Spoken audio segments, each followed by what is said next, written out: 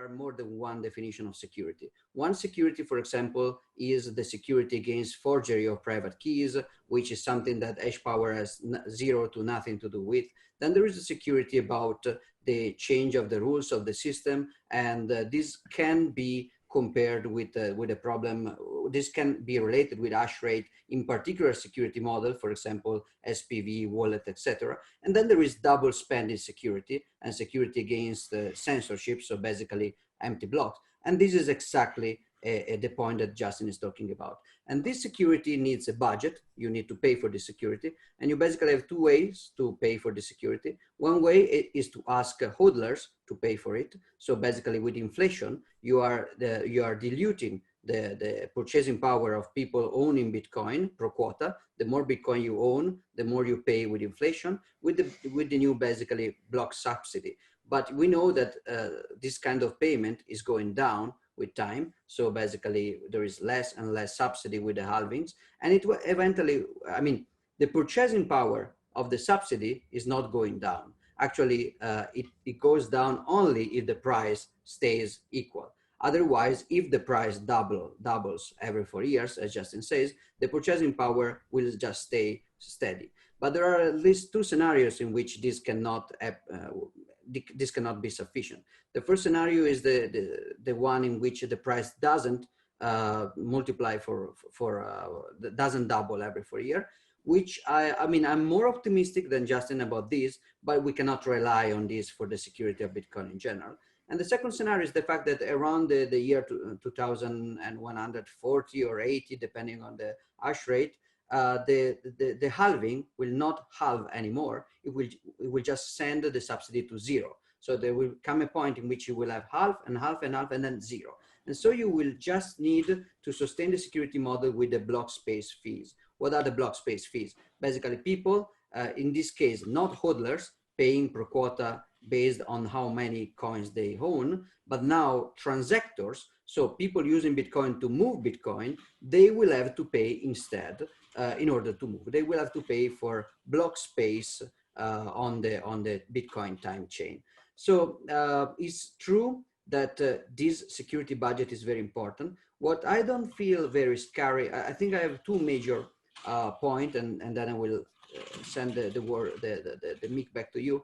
The main point that I'm skeptical about your connection between these and block space is that it's not a Boolean security question. So it's not that if the budget of Bitcoin mining decreases, then we don't have security anymore. What we have in the worst case scenario, which is important because we have to compare this with the other security trade-off we could make with block space, etc. So what we lose is basically the opportunity cost for miners to reorg. And so what we get is a network which is less secure, which means that we have to wait more for accepting a transaction as actually economically final. So if I sell you a product or a service, instead of waiting for SIS confirmation, if we have a lower security budget in purchasing power terms, then we'll have to wait more confirmation in order to grant you the same kind of service. And the second objection that I have is that your initial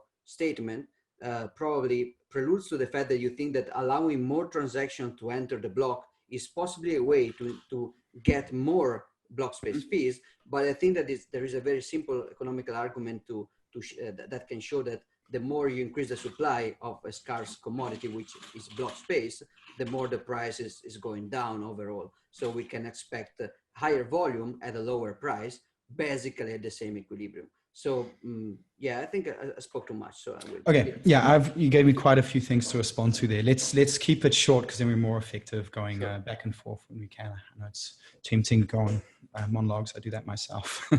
So it's first thing I'll bring up is that how you the framing of this in terms of how do we deal with this problem? And you said there's two different ways to deal with this problem. I would say there's probably three different ways to deal with this problem, and then everything in between, right? Because you can mix and match between these three different solutions. You can go half-half. So one solution is what BTC is doing, right? Is that you don't have perpetual inflation, so you can't rely on that in order to pay for security. Essentially the idea is you have a very small cap on it, right? So low volume, high fees. So fee market then creates exorbitant fees at current scale. I think if the block subsidy went away to match current hash power, we need about $60 per transaction. Just to give you a rough idea of what kind of numbers we're talking about at current scale. So that's really let's say the BCH approach, right? What I would argue is maybe the BCH and also the Ethereum approach. I think in a lot of cases now when I'm talking about BCH, it also applies to Ethereum, because in terms of scaling, it is actually more or less the same approach, allowing miners, at least in its current form, to increase the block size. BCH essentially works in the same way.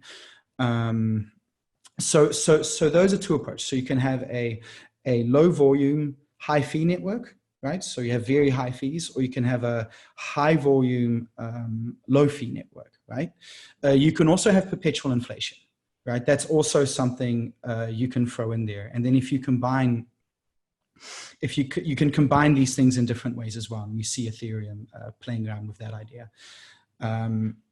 So that's, I think, maybe a better framing of the different ways that we can approach this problem, because I think it is a security dilemma that we're facing really within Bitcoin, both BTC and BCH in many ways, because we have this wall that we're running into. And another thing I think that it's important to clarify as well is that, we're not talking about in a century from now, right? Like in terms of, what I'm seeing, if we're seeing a 50% reduction in the security budget every 4 years, then I would say within 10 years, this could even start to become a problem. So I don't think we should look at this as something that's so far away, like even outside of our lifetimes, when it's actually it's going to near its head a lot sooner than we think, both for BCH and BTC. If BCH doesn't gain enough transaction volume, or the same is true for Ethereum, then its security budget is also under threat. Now, you also mentioned that if the security budget falls below the threshold where the network actually comes under attack, that it wouldn't be so bad. Now, I'm going to disagree with you on that, because there's a lot of bad stuff that can be done in order to attack a blockchain. So you can't steal people's coins, which is good, but what can happen is transactions can be censored. Essentially, the network could be shut down. Well, not shut down is not the correct term, but empty blocks, right? An attacker could just start creating empty blocks, which means no transactions get through, as a way to disrupt the system. It's also possible to actually for double spends to occur. The actual attacker is able to effectively carry out double spends. So that would also cause a lot of disruption. And I think what's really important for a cryptocurrency is for it to be secure, for it to be reliable, for it to be trustworthy. And for the security threshold to fall so low for these type of attacks to occur, I just do not think that that's a competitive solution, as a store of value and as a currency for people. So I'm just going over the things here. Oh yeah, great.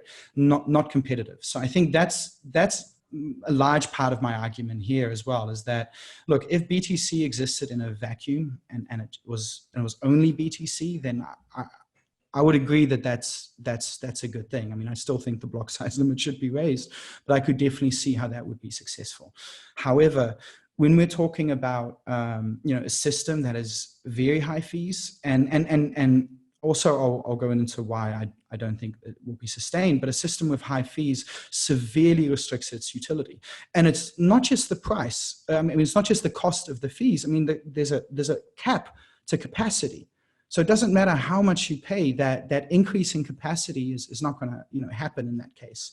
So I mean, I think last I looked at it, it would take about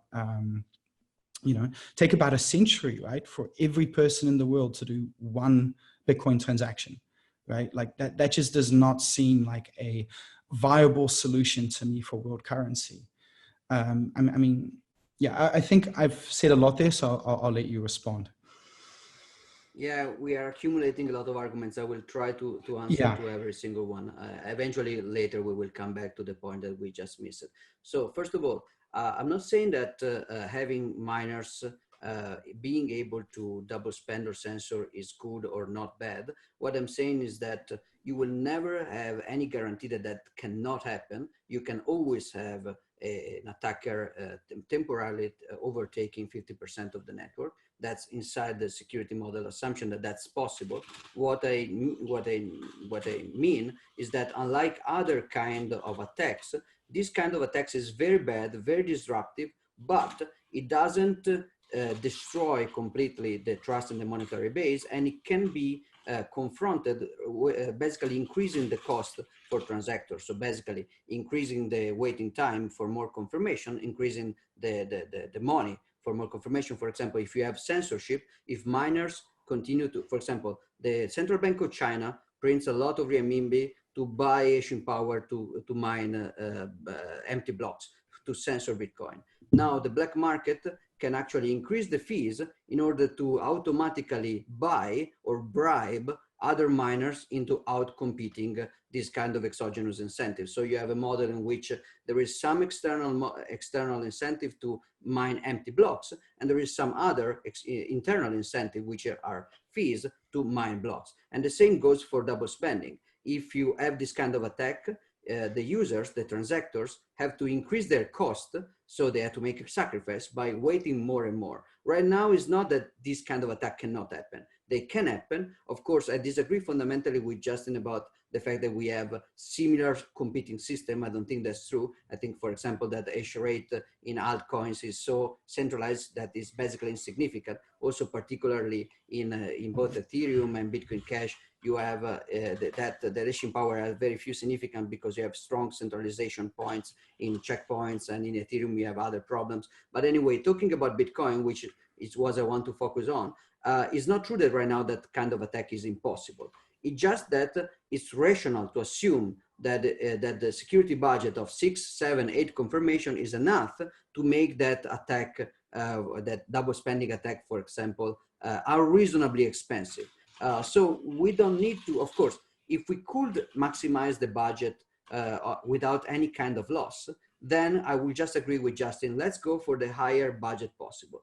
But the main point about the discussion that we had last time and that we are having now is a point about trade-offs. So what is the cost to increase in this way the security budget against double spending or against censorship? For example, I agree with Justin that you basically have 3 options. The first option is increasing perpetual inflation. But then the kind of problem that you have is clearly that you are decreasing the utility of the hodlers instead of decreasing the utility of the transactors. And there may be arguments to be had that the hodlers can play a most significant role as a use case at the beginning of the formation of a new economic system. This is the whole debate about store of value versus medium of exchange. I'm strongly convinced, and we can discuss it if we want later, then in order to be a good medium of exchange, you have to have a good store of value first. And also I'm convinced that you can have a lot of ephemeral, temporary, fragile medium of exchange system if you have an underlying very strong store of value, like you can have eCash kind of system on top of a strong Bitcoin settlement layer, while you cannot have a very strong store of value proposition on top of a very solid medium of exchange. So this is an asymmetry between the 2 use cases. So I will rule out the first hypothesis. Also, I think that we can increase or decrease block size or block time in Bitcoin without strong disruption if seriously needed. But I think we can't change the Bitcoin monetary policy. Otherwise, we will destroy the value proposition at all, because we show that the monetary policy is up to debate. And so basically we created a politically fragile system. Last point that I want to make before giving you back the word is basically that I think that the competition argument is basically moot. You have 2 scenarios. You have the scenario in which Bitcoin is possible to replicate, and then you have the scenario in which Bitcoin is not possible to replicate, is unique, is irreplaceable. So I'm strongly convinced that this second scenario is correct, because basically I think that if you can replicate Bitcoin in an indefinite amount of time, then basically you already have indefinite inflation, so you cannot recreate digital scarcity. So I think that the Schelling point of Bitcoin is not replicable. But even if I didn't, so of course you have to preserve Bitcoin and be conservative, because you don't have, as you said, another shot, and you don't even have a competitor. So you are alone, and so you can allow yourself to sacrifice more stuff. But even if you were right, and we are in a competitive system, even more, I think that my case still stands, because if Bitcoin can be replaced or made compete with some substitutes like altcoins, for example, then it makes even more sense to be conservative on Bitcoin, because worst case scenario, Bitcoin will fail and we will just move using an altcoin. So if Bitcoin can be replaced, then we have to defend it, because we can still move elsewhere if needed. If Bitcoin cannot be replaced, then we have to defend it, because it's the only chance and we have to be super conservative. So I think that's a very weak point, the one about competitiveness, even if I don't think there is any competition between Bitcoin and technically shitcoins. You give me a lot to respond to there. I think we are snowballing our arguments a little bit. Yeah, a little bit. I think I started it with too much already, but just I'll respond to the last thing you said first. I somewhat felt the same way about my support for Bitcoin Cash as, support of Bitcoin. So we might have that in common in a paradoxical way. So, okay, so let me respond to a few of the things you said here. So you went back to saying, it sounded like you were saying it's not that bad if it comes under attack. And you're saying, hey, the blockchain can always be attacked, so it doesn't matter that the threshold is low. Like that's not a good argument, because I think it absolutely does matter if the threshold gets too low. And if the network can come under frequent attack, I think that will severely damage the value proposition and therefore lead to a downward spiral. So I really don't think you're correct in that assertion. How about before I go into the other parts that I've written down here, I'll let you respond to that directly. Yeah, thanks. Let's focus on this so we clarify this, and then we move to everything else. Yeah. So no, again, I'm not explaining myself clearly.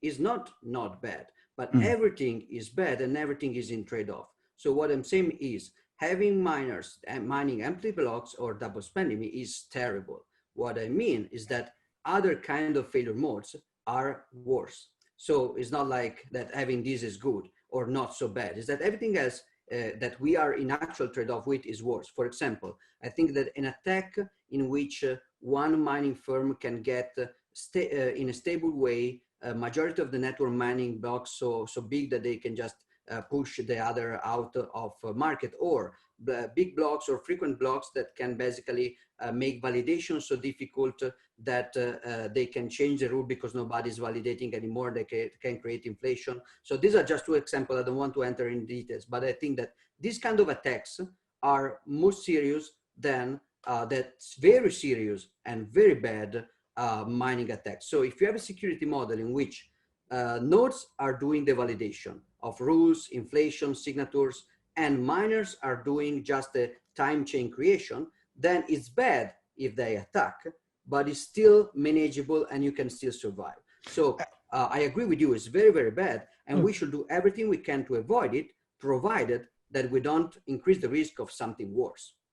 Look, I mean, sure, there are potential worse situations, but I think that if the BTC security budget drops so low that it became trivial to attack the chain and it came under frequent attack, that would be a disaster. I do not think that you can defend a future where BTC is under constant attack because its security budget is so low and it could still maintain dominance. That seems like, can you agree with me? That's not a likely scenario, right? I agree. That's not a likely scenario. Yeah. I don't think that will be the scenario we will find ourselves in. The only thing I'm saying is that we are comparing disaster with disaster. Right, sure. But how about, can you agree that if the security budget, say, dropped as low as, say, Ethereum Classic, for instance, which did come under hypothetical, that did come under constant attack because of that, I can use that as my example here, that would be a disaster for Bitcoin and it would really cease to be a competitive project if the security budget dropped too low. I agree it will be a disaster. I don't agree it would cease to be a competitive project, because the point is that it can still be, I mean, Bitcoin security budget was that once. The point is that was so niche and so irrelevant that nobody was even attacking it. Right. So we will just need to have the on-chain settlement layer, which is so randomly, is so rarely used that you basically move most. So the asymmetry about, for example, having upper layer solution is that you can have very slow transactional settlement layer. So for example, I can imagine a future in which it's normal to have a security budget for one confirmation, which is kind of low. So the amount of money that the miner will lose attacking the network for one confirmation is low. But the security budget for a transaction with 100 confirmation is high enough. So I think the mistake that you're doing is that the threshold is not a static threshold. It is a threshold which is actually dynamical with the amount of confirmation you wait for. It's sure. Wait for just one. I mean, I would love a security threshold so high that I can just be reasonably secure that nobody can attack it after one confirmation. But that's not the case today. Right. If it moved to 100 confirmation, that would be bad.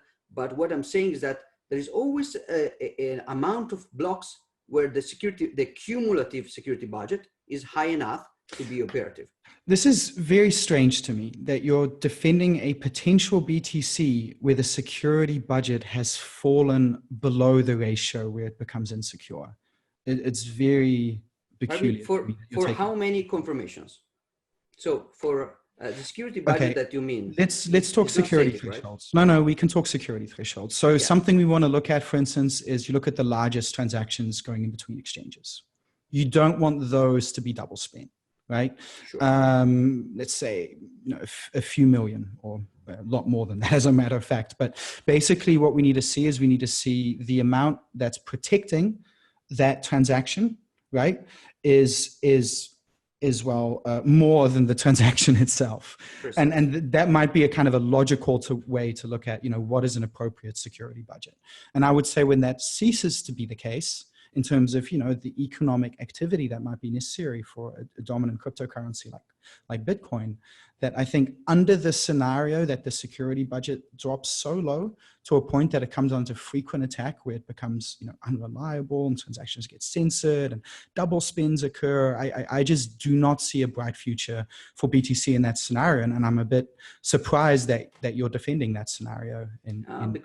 Defending that scenario makes me sound like I want that scenario. I think that this scenario is preferable against other disaster scenario. Of course, my favorite scenario is one confirmation, we have all the security budget of the war and we are super safe. That's my favorite scenario. Well, I suppose break down your hypothesis. For example, $1 million transaction between two exchanges. So you can double spend it, not because the security budget on mining is X, but because the security budget on mining is X in some, for example, 6 block, and the people that suffer the double spending did wait for 6 block.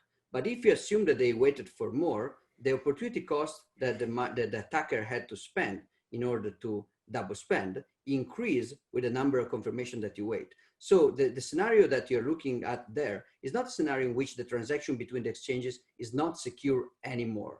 It's a transaction in which the transaction between the two exchanges has to wait way more and or pay a little bit more in order to so it's a different kind of failure. It's a failure in which transaction becomes slower and of course less practical, and you have less utility if you have to wait more.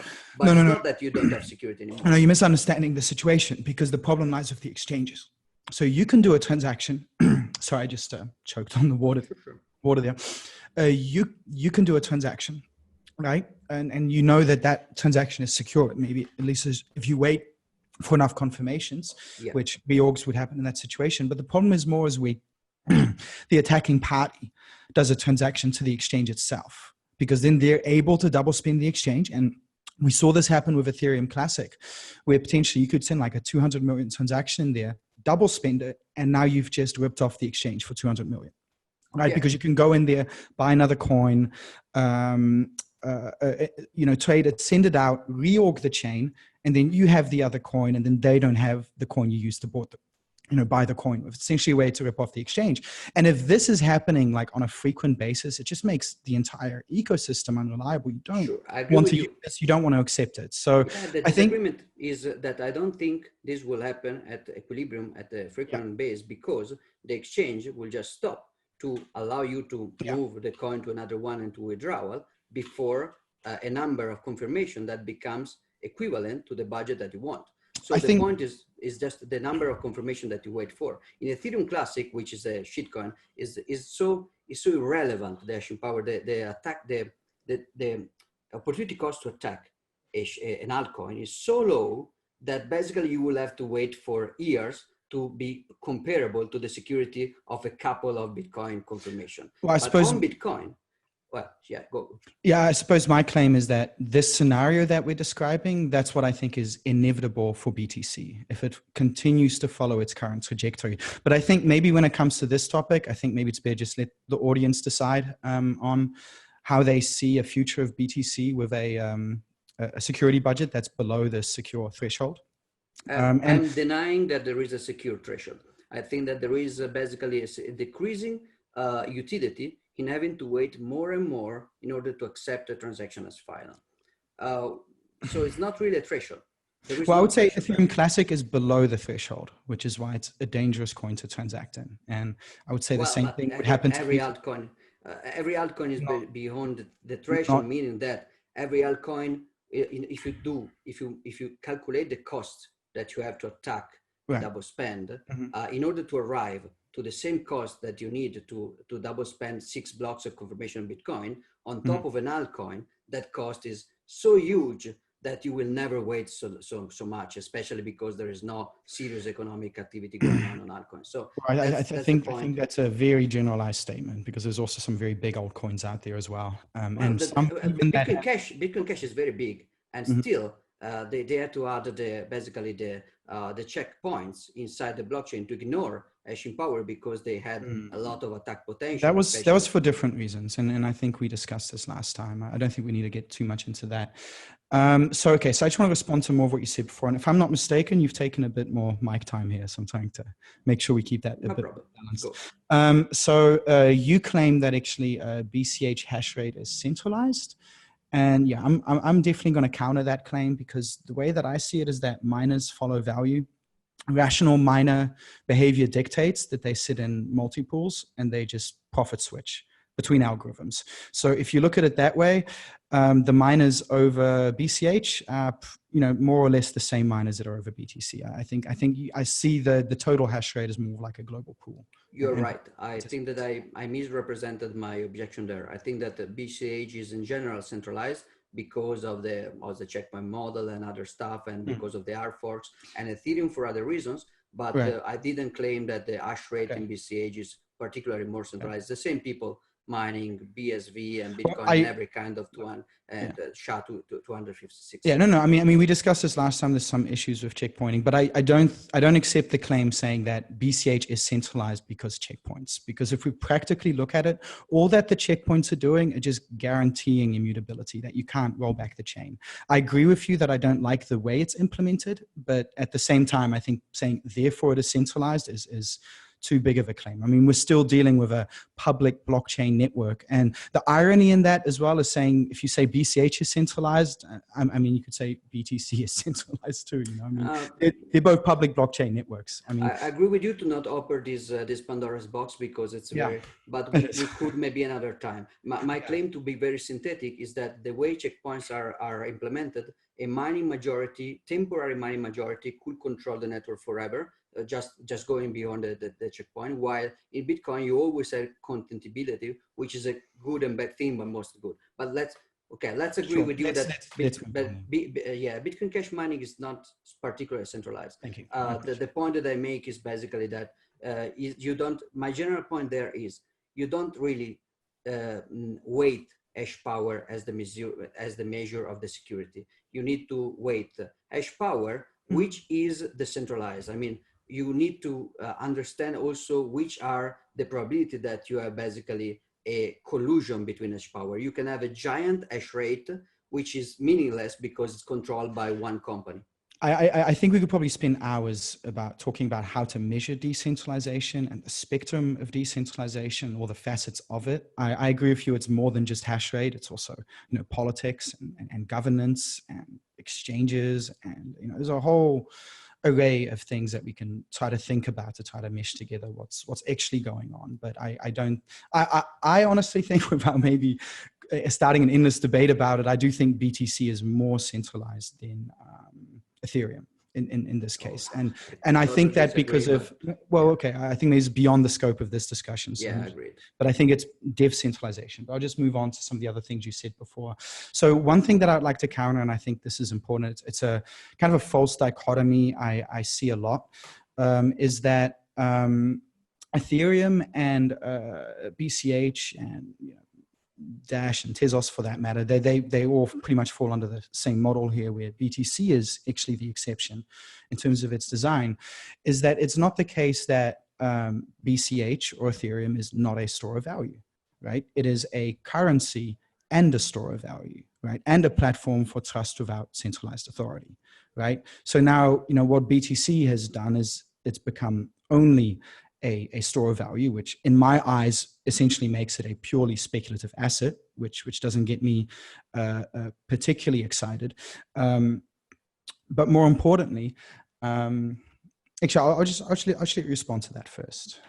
Yeah, so I agree. It's a false dichotomy. The honest conversations are boring because everything is never black and white. It's always a spectrum. So the point is that there is a degree of store of valueness, and you cannot really use anything as a medium of exchange if it's not also a store of value, because medium of exchange means that instead of bartering, instead of exchanging one product for another product, I take the product, but I give you something that you store for a while and you will use later for a product. So medium of exchange means deferred exchange, indirect exchange. So it means that you must trust that your intermedium medium will keep its value stable for a while. So you need a store of value in order to use a medium of exchange. And I think that the store of value is just a composition of different quality, for example, counterparty risk and physical degradation and many other stuff.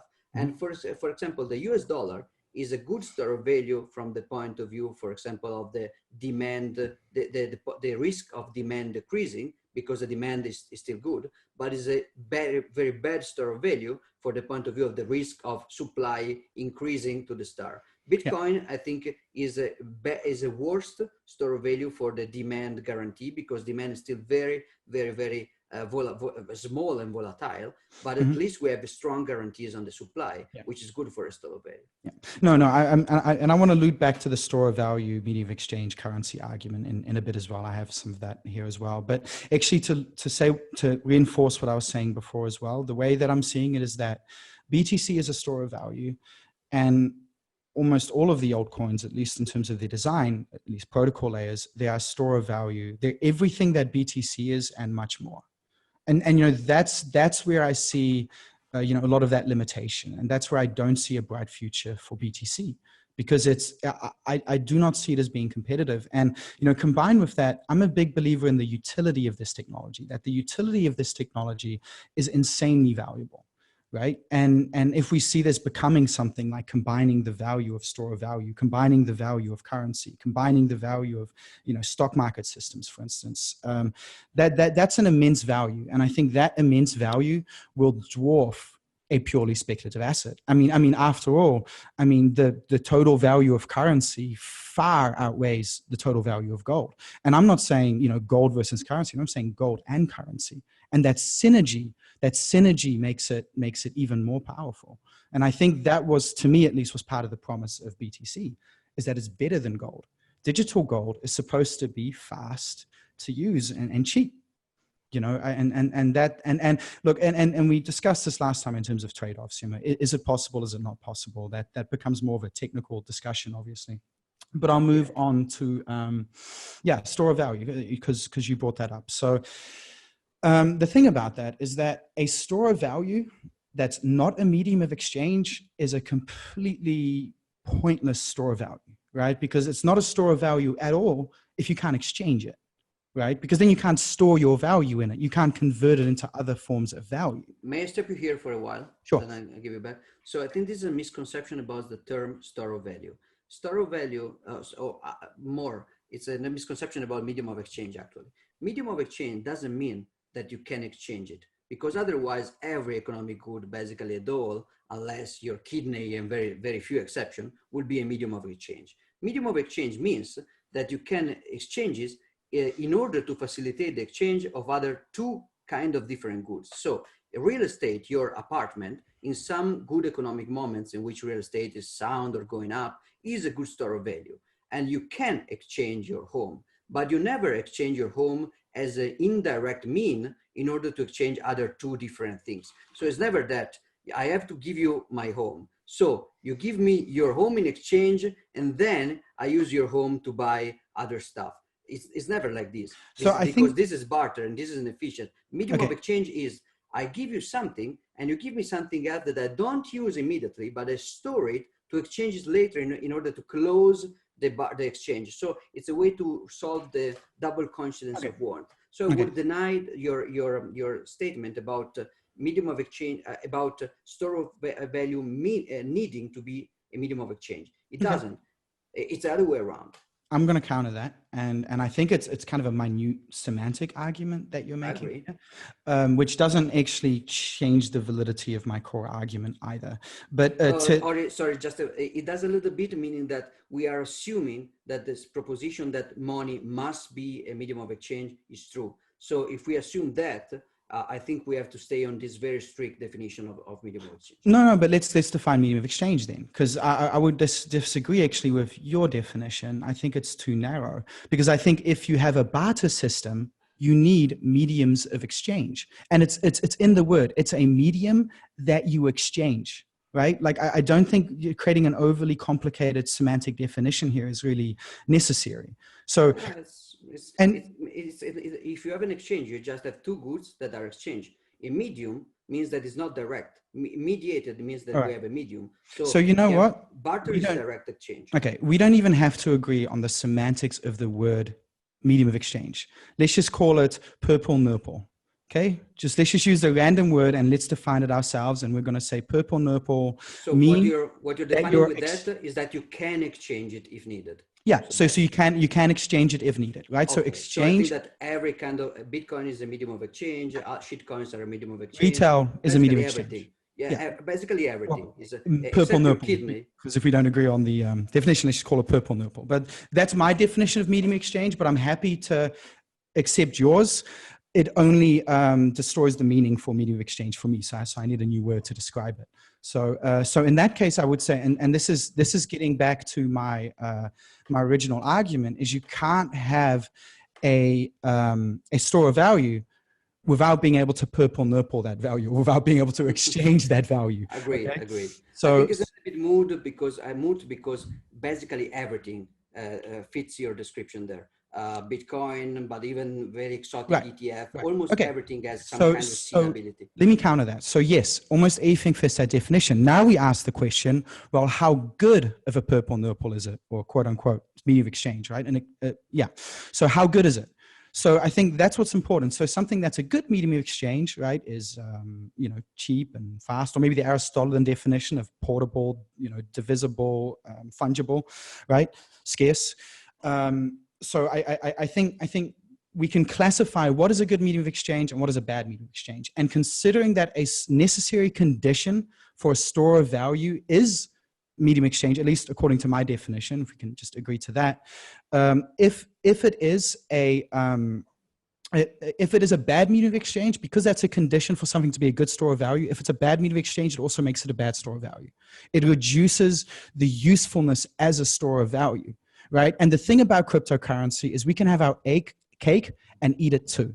We can have both of these qualities within a single asset. And if that's technologically possible, then that is far, far more competitive what BTC is doing today.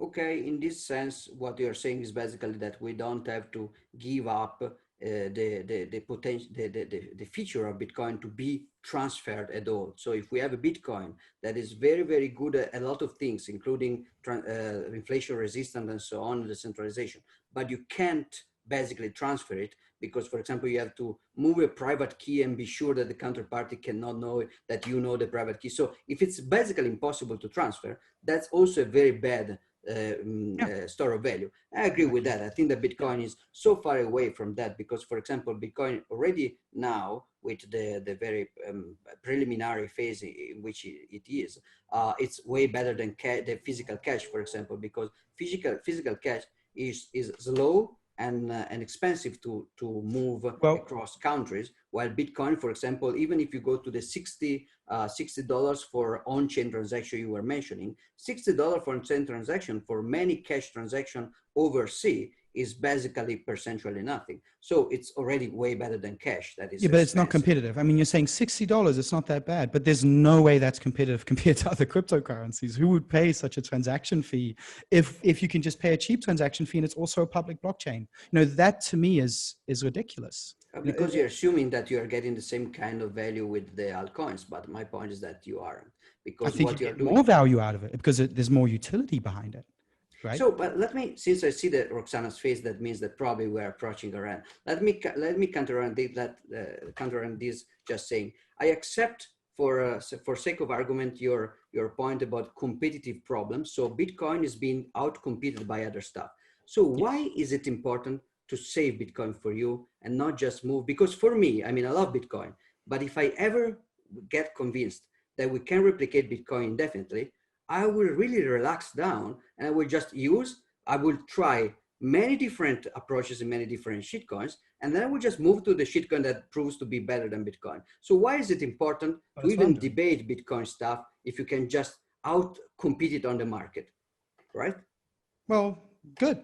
Outcompete it. I mean, I'm hoping that maybe someone gets inspired and increases the block size limit in BTC. I mean, I want what is big. Wouldn't be more anti-fragile to just show that in a competitor instead of changing BTC? Just show that on the market. So. I mean, honestly, if I'm really selfish, I would say, yeah, don't increase the block size BTC because I'm invested in all your competitors, right? Also, it's very liquid. We can change. I mean, I'm invested. But I think that's selfish. I lost all my keys in a boat accident, but I will be invested in Bitcoin if I had to choose. But I can just change it very quickly. I mean, the cost for us, I mean, we are bag holders in a way, but the cost for us to update our bags based on our beliefs is so low that if we see competitors taking over, I just sell my BTC and I just buy some Dogecoin. I recommend that you do that. Maybe not Dogecoin.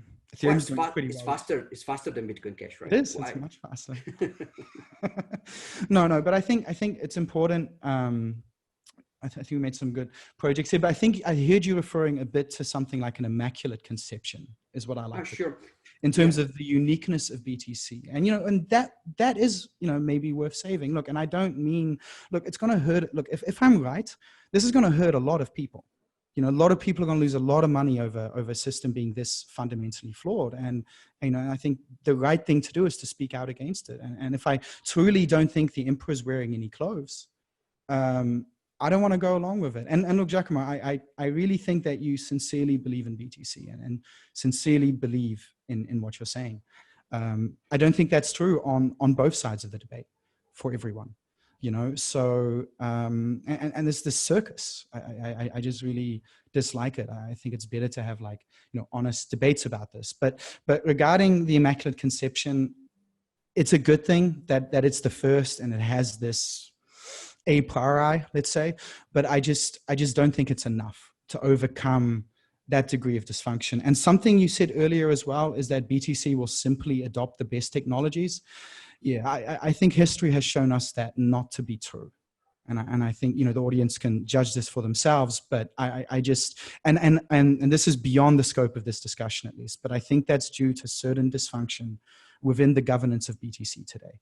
And I think that's preventing good technologies to be adopted. Or even look, let's say just increase the block size limit to 2 megabyte. Why not? That's not going to affect scaling in a negative way. Well, I disagree with that, but then we get back into it. The real debate. I think the debate was interesting, but not exactly centered on scalability. So we need to do another one. Well, it's funny how all these things relate to each other. The scalability. They're very connected. It's very difficult to insulate. Yeah. Because it came about make a decision. Well, then the question has to ask, well, how do we make a decision, right? Who decides? These I think are actually bigger questions than that one parameter in the code. Absolutely. Even if I think mutability itself, mutability is more dangerous than, the fact that you can do a choice may be more dangerous than having done a bad choice in the past. So there is a mutability problem in general. I agree, because basically it's a base layer, so you want to build on top of it. But yeah, Roxana is looking at us with a very threatening face, so I stop here. Is that threatening? I apologize for the background noise. We do have some questions from the audience, and we have 9 minutes left, so I wanted to run these by you. For both speakers, what would be your preferred scaling method for BTC moving forward? Well, I start first. So scalability for me is basically two things. One is divisibility, because basically that's the problem Bitcoin and base layer has now. You have fixed costs on chain that are very high compared to the small payments. And the second problem of scalability is actually portability. So you want to move a lot of money into spending not much percentage of your money moving. So right now, I think that you need a competition between two very different layers of technology. The time chain layer, the base layer, is very good at portability because you can move billions spending a few dollars, but it's very bad as divisibility, because you cannot move a few cents spending a few dollars. While, for example, the second layer, like the network, is very, very good at divisibility, because you have immediate transfer of very few cents, but it's very bad to portability, because you cannot move $1 million on a second layer, because you don't have liquidity in your routing. So you need to be very careful balancing the two approaches, which is good in general because it's very symmetrical for other things. For example, confirmation time in Bitcoin base layer, once you have a confirmation, it's forever. Once you have 6 confirmation, but you have to wait a lot to get there. But once you're there, it's forever. On the second layer is the opposite. You are immediately there, so it's immediate. You don't have to wait, but you are never safe, because you will have to check the channel forever. So you have a symmetry there, basically a complementarity. So I think the scalability will be a game of two different approaches interplaying case by case. Okay, I'll give my version of my ideal form of scaling for Bitcoin. So I think a similar model to what Ethereum and BCH has today and many other coins is simply that there is no block size limit. Block sizes are determined by miners. Okay, and there's a particular theory behind this, which I'd like to just explain, is that it's a supply and demand model, right? So the miners, right, determine the supply because they are the producers of the supply, and therefore they know how much they can create. They don't want to shoot themselves in the foot, and they have very strong incentives acting upon them to do what's in the best interest of the network, which is why I think the miners are actually best positioned to also make these decisions in this case, as opposed to a development team. So this is a supply and demand model. So supply is determined by the miners and demand is determined by users.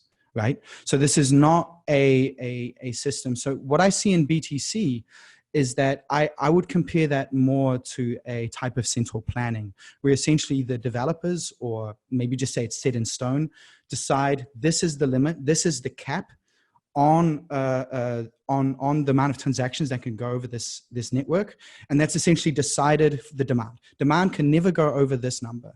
I mean, you can cut it different ways, make it more efficient. I'm sure Giacomo can talk about that for hours. But the point is that to me is comparable to a type of centralized planning, as opposed to just letting the market decide what is appropriate. And my belief there is actually that, and we've seen this on BCH. It proves that it works. We've seen it over Ethereum. It proves that it works, as far as I'm concerned, that this is a sensible way to determine the block size limit, and actually takes the problem away from potential development teams and a lot of this contention. Just allow the market to decide, and this is a very well-functioning system in that way. And just 20 seconds to say that this is the only argument that you also used last time that I totally don't respect in anyhow. I think that every kind of decision is a protocol, is a decision that has been planned sometimes, and that there is always a market. As long as nobody's forcing you to use Bitcoin, that's always a market process. The point is, when you create a system, including HTTP, TCP, IP, when you create a protocol, there are limitations. In the case of Bitcoin, it's not just the block space limitation, it's also the total cap supply. There's a lot of, like, block time is 10 minutes. Is 10 minutes central planning? Yeah. No. We actually discussed this last time, and I remember we actually reached some form of agreement there. So I would say yes, the block time and the supply limit of Bitcoin are central planned, right? But I'm saying the difficulty adjustment algorithm, I'm going to use that as an example. The difficulty adjustment algorithm is not a central planned. It's Well, actually it is dynamic based on the but it's market. every 2 weeks. Satoshi decided the time Right. period. He But it's decided the amount you can go down and up. I mean, it's more dynamical. Yeah, it's but more it's dynamical. algorithmic and it's self-balancing, like a free market system would be, right? So there's a very that's a bad analogy because no, it's no, not it's free not. market. You can. So basically, I think that the terminology we should use is basically a more dynamical system against a more statical system. But it's not free market. I mean, central planning is politics.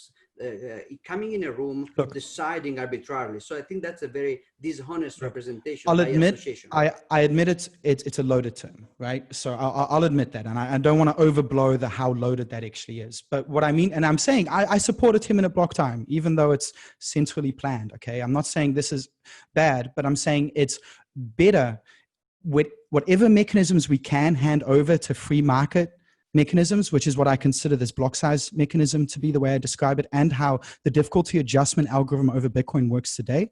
I would say that's a superior solution than attempting to decide that as a community. And I know that a developer needs to put that algorithm in to begin with, and that's also a form of central planning. I get that. But I do think there is a significant difference between a difficulty adjustment that algorithmically adjust every 2 weeks, or developers that decide what the new difficulty is every 2 weeks. I think that there's a big difference there. And I think that's the distinction I'm talking. I think we can agree about the less magic number you can have, the better, because your magic number will never be perfect. So the more dynamical mechanisms that are sustainable, the better. Yeah. And let me get to that, right? 1 megabyte cannot possibly be the magic number. Look, it might have been the magic number 8 years ago, but it's not now. Well, five years ago, it might have been the magic number, but now it's much, much higher. You know, just using block compression alone, we have 10 times increase in performance. Why can't we increase the block 10 times? I agree with you. I mean, 1 megabyte was not the magic number. Probably we needed something lower. And now we segued, we can have up to 4 times that, which can be a tragedy for mobile phone over Tor. So I agree with that the magic number in Bitcoin is not right. I will rather want it lower. Yeah. Well, I have to say, I do respect Luke Jr. for saying the magic number is 300 kilobyte, because it is more consistent than saying it's 1 megabyte. You know, he's put some thought behind it. Yeah, I agree. I would say it's about... Satoshi was just spitballing. Actually, I will be even more concerned about block time, actually, because block time is also very sensitive if we go into any kind of, let's say, moon colonization or something like that. Bitcoin needs longer block time. I mean, you're right. I mean, maybe we can have like an interoperable chain in between. Are you familiar? Sorry, Roxanne, if there is another question, but just to ask this. Are you familiar, Justin, with the proposal by Manny Rosenfield of an elastic block size? I don't know if you heard about it. It's nice because it's not plastic, and basically you have, based on the lowest fee. Right. Look it up. It's kind of nice. I don't think it will never be adopted, and because it's probably too much, but it's interesting from a no, I like it. It's not my preferred system. It's definitely better than a fixed limit. It's interesting that you mentioned that, because I think within Core they refer to that as flex blocks.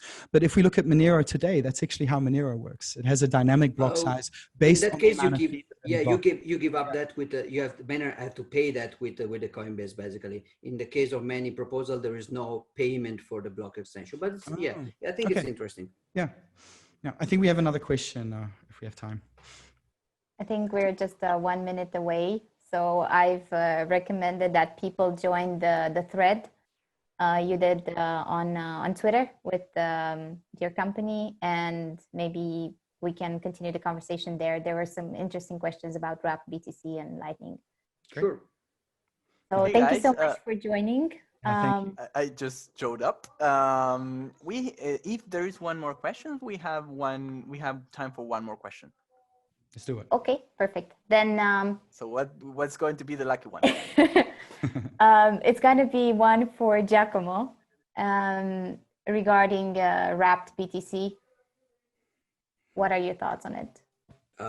I think that, so let's connect this question about the debate we had, so that Justin can also weigh in at the end and reply to my answer. So when Satoshi first published the idea of anti-double spending with proof of work and the time chain, there were two kind of responses. From one guy who responded immediately, I don't remember the name, and then Halfini answered later, and he also published a blog post about that, and they said basically, Satoshi, this idea is great, but it just doesn't scale to a lot of users, because you can never have a consensus system where everybody has to keep track of everything forever to scale. You need, I mean, this cannot scale. And so the point is that Alfini said, for example, you can use Bitcoin time chain as a base settlement layer, but then we will have Bitcoin banks. So we will have intermediary that will be partially trusted, so that's bad, but they will not be partially trusted with the like central banks with digital gold that is very expensive to settle. They will still be reasonable to settle the transaction, but you can move a lot of small transactions where you don't need trust so much on centralized Bitcoin banks. So what is interesting is that these rapid Bitcoin on top of other platforms are a little bit like Halfini's central bank. I prefer personally the trust minimized solution like payment channel, especially if you can route through them, or a state chain and stuff like that. But even if you, I mean, if you can go trustless or trust minimized, like on the Bitcoin second layer, that's better. But if you can't, so this kind of intermediate solution in which you give your Bitcoin, you generate Bitcoin IOU, a little bit like the banking system evolved before the centralization of the last 2 centuries. It's anyway interesting. I will actually probably trust more a Rapid BTC inside the database on exchange than a Rapid BTC on Ethereum, because I don't trust the fact that Ethereum is completely controlled by basically an infrastructure of Infura, and is basically written on a very sloppy code in which you cannot even write a secure multi-sig wallet. So you cannot even do a multi-sig wallet with parity wallet in Solidity. How can you guarantee any kind of two-way pegging? So wrapping Bitcoin inside the database of Cash App is for me better than wrapping Bitcoin inside Ethereum. But I mean, everybody can decide. The good thing about this kind of trust-based model is that users will suffer directly the consequence of their trust assessment. So if you are wrong, you will lose your money, which I'm sorry for you, but it's not a systemic risk. It's a personal local risk, which is better. All right, I'm gonna respond to that. So first, I'm not going to get into detail because it's too big of a subject, but I'm just going to disagree with you on saying Ethereum is centralized due to Infura. I think, did we discuss this last time? I don't remember. It's too much for this now. Also, just a little note, I wouldn't recommend using Parity Wallet. There's a lot better wallets out there. Someone might get angry at me for saying that. So whoops. Now, the quote that you brought up, okay, Halfini saying to Satoshi, this can't possibly scale. And we discussed this exact same quote last time. I even looked up the quote in our last debate. I just think for history, it's worth just saying how Satoshi responded to that. He disagreed with Halfini, claiming that the system can scale. I just think, if you say the one thing, you should add the other parts of that as well. Satoshi was a much more extremist big blocker than I am today. He was saying all nodes will just be running in data centers. I don't agree with that at all. My position, I think it's good that they run in data centers, but I don't think that should be a necessity. My position is that BTC and any cryptocurrency for that scale should scale up to safe technical limits. Okay, and I do not think that BTC is doing that today. I think it can increase the block size, and it will still be, just as decentralized, if not more decentralized, because of increased adoption. I think that's the kind of bigger geopolitical angle to look at here. If you get the will to adopt it, that's the greatest form of decentralization. As long as I can run a node at home, I'm actually okay with that. And the reality is that my gaming computer, is, along with the right, software optimizations, the computer I'm using right now can literally support the Visa network, right, in a Bitcoin type code. So I just do not think that is so unfeasible. And I'm not saying we're going to have that type of transaction volume now either. I mean, I think a very important aspect of this is that demand is not infinite. and therefore blocks are not just going to get ridiculously full. I mean, I know the BTC guys like to make fun how small the BCH blocks are, but I think that also proves my point about the danger of having that unbounded limit, I think is maybe overblown. Oh, Wrap BTC. Sorry, well, I just completely responded to what Giacomo said. So Wrap BTC, I think in many ways shows how much more utility there is over Ethereum, which is why people are literally putting the BTC, so to speak, I know it's not, in a custodial way on Ethereum so they can have all of the utility of Ethereum and have the asset of BTC. So I think that just shows how much more utility Ethereum has. And at the same time, it's also taking the problem I described before about the security budget, the security threshold falling too low. This makes it worse because now people can transact without paying any fee to the Bitcoin network, just back and forth, back and forth. So I think that even worsens the value proposition. And as an investment fund as well, we look at value propositions. And for protocol layer, if I use Ethereum example, it's important that you have that fee as a tax, which then provides value for investors and makes it an attractive asset.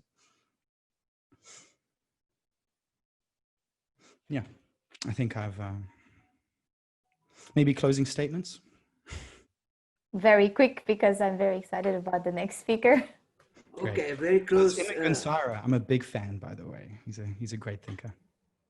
So very, very fast closing statement. I think that basically we have to recognize the existence of trade-off. Ideally, what we want of Bitcoin is zero time chain fees, zero routing fee on second layer, basically infinite guarantee that miner cannot reorg because security budget for every conf is basically diverging to infinite. So what we want is that, but we cannot have everything. We need to choose and we have trade-offs. So what we have to look is basically asymmetries about inside the trade-offs. And asymmetries are such that now being conservative is better than being reckless. And basically having validation capability is better than having base layer transaction capability, and being ready for the worst case scenario in which everybody must be maybe forced to synchronize node over Tor or something like that is better than providing a fee like a low fee coffee transaction. So it's not that we don't want everything. It's fine if we can have a cake and eat it too. It's great. If we can't, I think that there is a very clear priority model in which basically the conservative approach of Bitcoin is superior to the reckless approach of changing Bitcoin too much. If you want to change Bitcoin, there is plenty of shitcoin, and I think you can have a lot of fun there, learn something, and come back when you're ready. Okay. Well said.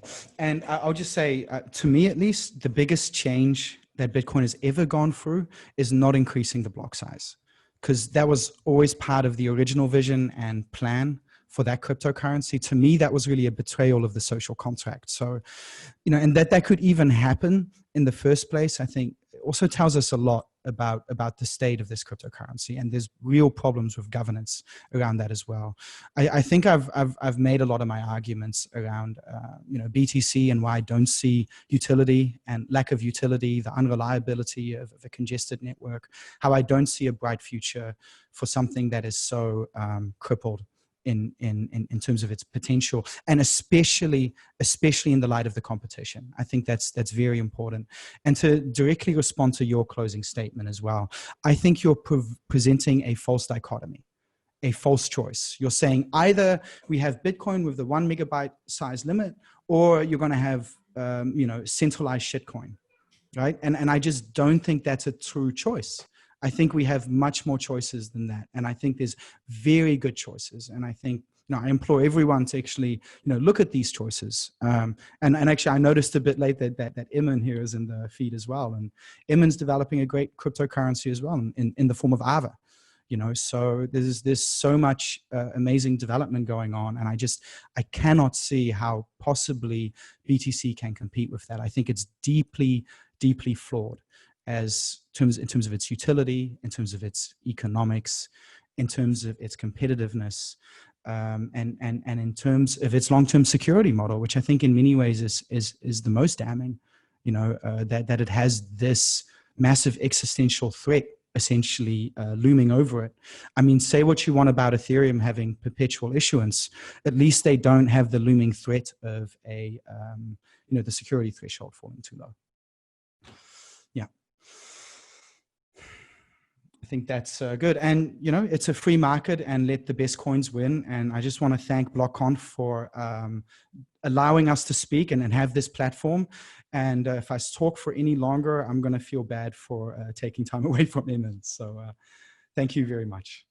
Thank you so much for joining, guys. I left a link to the Twitter thread, and you can continue there. I'm sure a lot of people will have more questions and ideas to run by you. Bye, Next everybody. week, bye.